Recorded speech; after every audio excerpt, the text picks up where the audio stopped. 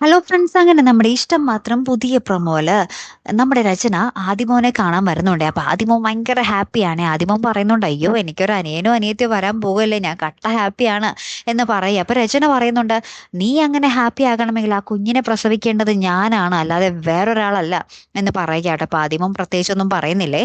പിന്നീട് നമ്മുടെ രചനയും നമ്മുടെ ആകാശം തമ്മിൽ കുറെ പ്ലാനും കാര്യങ്ങളൊക്കെ നടത്തുന്നുണ്ട് ഈ കുഞ്ഞിനെ ഇല്ലാതാക്കാൻ വേണ്ടി.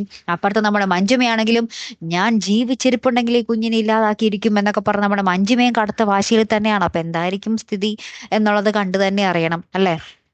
ഏറ്റവും ലാസ്റ്റ് നമ്മുടെ ഇഷിതയെ നമ്മുടെ മഹേഷ് ഇങ്ങനെ ആശ്വസിപ്പിക്കുന്ന നിമിഷങ്ങളാട്ടോ നമുക്ക് കാണുവാൻ സാധിക്കുന്നത്. ഇഷിതയ്ക്ക് ഇപ്പോഴും വിശ്വസിക്കാൻ പറ്റിയിട്ടില്ല. അപ്പൊ നമ്മുടെ മഹേഷ് ഇനി തന്റെ കാര്യങ്ങൾ ഞാൻ നോക്കിക്കോളാം എന്നൊക്കെ പറഞ്ഞ് നമ്മുടെ ഇഷിതയെ ഇങ്ങനെ ചേർത്ത് നിർത്തി ആശ്വസിപ്പിക്കുന്ന നിമിഷങ്ങളാട്ടോ ഏറ്റവും ഒടുവിൽ കാണുന്നത്. കാത്തിരിക്കാട്ടോ അടുത്തൊരു വീഡിയോ വരുന്നത് വരയ്ക്കും. Good bye.